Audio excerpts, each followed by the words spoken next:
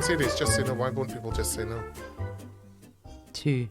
Oh, yes. Things. Yeah. You know, whatever it is, whoever the person is. Yeah. If you go to someone and ask them for something and then they kind of go, okay, yeah. And then you kind of, why haven't they followed through? Not literally. No. Because we don't want that.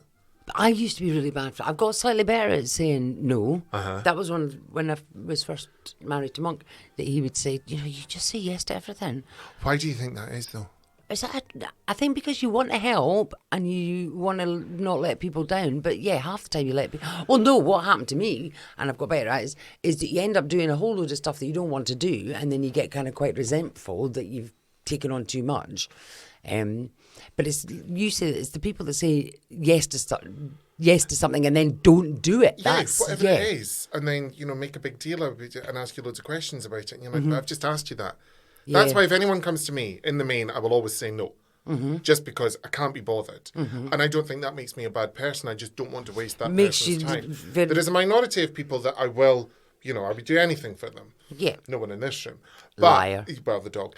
No, I jest. But the fact of the matter is, I don't know why people think it's a bad thing to say no. I think it's fine. It's your time. You're being called upon. I'm asking you the favour or I'm asking you the request. So if you feel that you can't commit to it, as opposed to leading someone on, again, whatever it is, whether it's an arrangement, I don't know, borrowing something, whatever. Just no. But then there has to be a fine balance between that then, doesn't there? Not saying yes to everything, but also not saying no to everything. Because, both of them throw up kind of, then if you always say no, people stop asking you. But that's part of the... Yeah. But the thing is as well, you have to remember it's self-selecting. Yeah. And the thing that annoys me the most is that people that, are friends or whatever, and you're like, why didn't you just say no? Yeah, I know. And then, you're maybe out for a drink and whatever, I didn't want to say no because I didn't want to do this and I didn't want to do whatever. And you're like, what is wrong with you? You don't owe me a thing. Seriously, you do not owe me a thing. So stop it. The frustrating one for me is that when you do go and ask somebody to do something, particularly if you ask someone to do a favour, and that's, really good of that person to say, yes, no, absolutely, I'll pick the kids up for you or whatever, and then they don't do it, but then you can't get cross with somebody who's essentially doing you a favour, but then doesn't actually do the favour. So it's a minefield of kind of emotional letdowns, isn't it? Have you had people that you've asked to do stuff for your kids and they've... Perhaps. I remember once, this is years ago, my sister-in-law, actually, she'd asked if I could look after her kids, and I said yes. And then I got last-minute shift in a barn. I really needed the money and all the rest of it. So rather than just phone her and say, I can't actually look after the kids anymore. Because I've drunk them. I know. I spent the entire time trying to find babysitters for 7 children. Do you know what I mean? I ended up just, paying extra because they came to the house rather than just saying. And then I was so pissed off that I'd, paid out money for a babysitter to look after 7 kids as opposed to my own. In fact, no, it was less than that. Still 6 kids because I had 3 at the time. But you're like, you get yourself in knots. Why didn't and I don't understand myself why I just didn't say, look, I know I said I could do it for you, and maybe that's what people do. They get themselves into a fankle and then let you down. See, I don't want to be one of those people that said, I said I'd look after your kids and then I didn't do it. See, the funny thing is, and I know that I don't like people in my house, but I have a very old friend staying with me at the moment. She's not very old, but old in terms of friendship tenure. And she was filming an advert over the weekend, as she is an actress, and that's how she makes her money. Now, we had an arrangement that she would be coming on Monday, but I fully understood that if it was the case, that she couldn't make it because they'd run over, they had to do retakes, or they had to do whatever. And I know that some people in that situation get really hacked off with people if they're not, because I think that's the thing. I think if you are a freelancer, you might be slightly more forgiving of people's time because you understand how it works. No, I think. Well, certainly all my kids are different, but my eldest daughter, she's got a very fixed idea of, her day and her plans. And, and she does. It's just one of her traits. She absolutely hates it. If there's a plan and we're going to do this, and then I go, oh, sorry, we're not doing that now. She goes absolutely bonkers because she's just that type of personality that she likes to know what's happening, and any short notice change really kind of Do you know what mucks with her. really hacks me off? See, when you phone someone, they go, I don't have time to take this phone call. It's like, why have you answered the phone? Yeah. Because what I do is I hang up. And then they phone back and I'm like, oh, it's you, hang up again. And I won't tell them a reason why, because I just think, how rude. Just don't answer the phone. Yeah. Yeah, there is this something, but is that again, it's people's kind of sense of trying to kind of go, oh, I can't speak to you just now, but I'll, whereas, yeah, just don't answer the phone. Just don't, I honestly, I cannot. But then people get in a panic because if some people don't answer the phone when they're expected to, then people catastrophise and think you're dead. Oh, well, so my mother, as I've spoken about, right, who's 81, God love her, and she's crazy. And she got a new mobile phone and she never answers it on time, right? I don't know where this phone is. She's got cordless phones all over the house. Oh, I was just running in the other room to get a phone. It's like, what? They're everywhere. They're everywhere, yeah, like grow up. Now, I tried to take her voicemail off her Dawn Mio or whatever it is, huge button, massive screen phone. No, what if people get in touch with you? I said, but you don't use it now. I pay for her, it's a SIM-only deal. Actually, sidebar, it was really funny because I'd taken her into the O2 shop in the St James Centre and the women, do you realise you're paying £17 a month for her SIM? I can get that down to a tenner a month. And I said, oh, that's marvellous. Lovely. Do that, sure. It's a 2-year contract though. And I went, oh.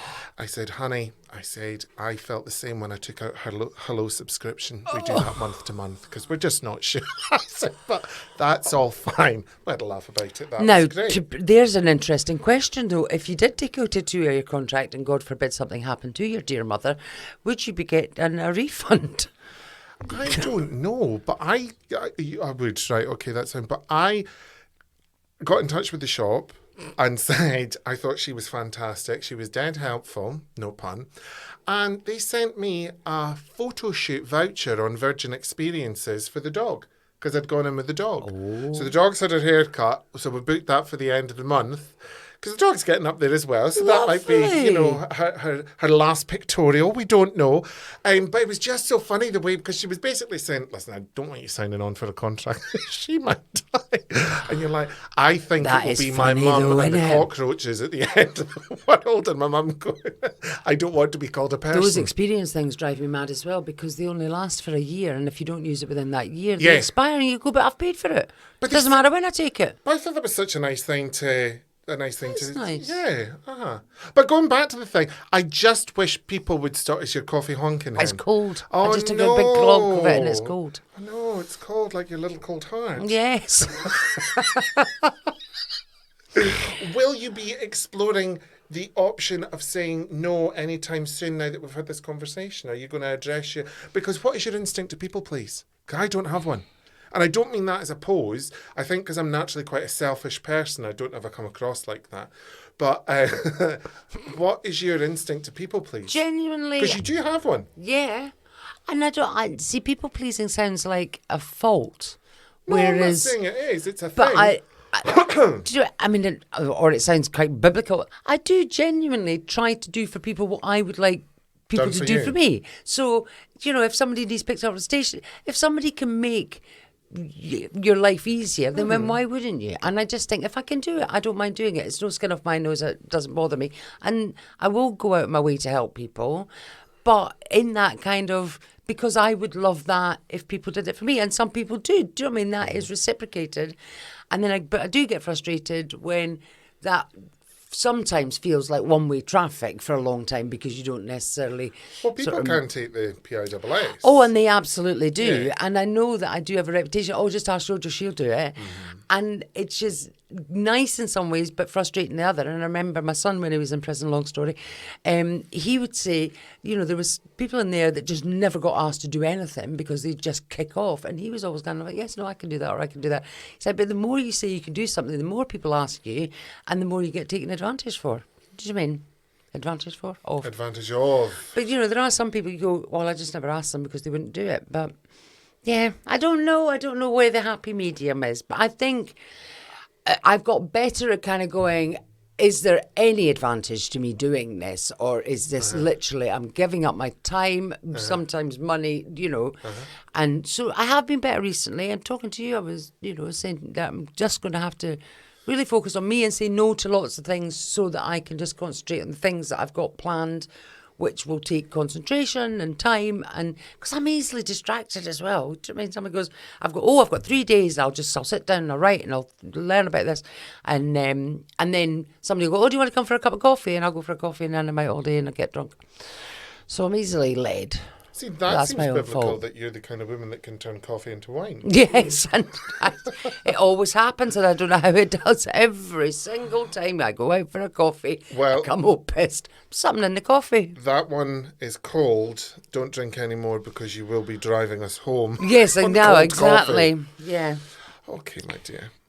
I'll think about your advice. Take quality care. I will. Thank Toodles. you, Bruce. Bye.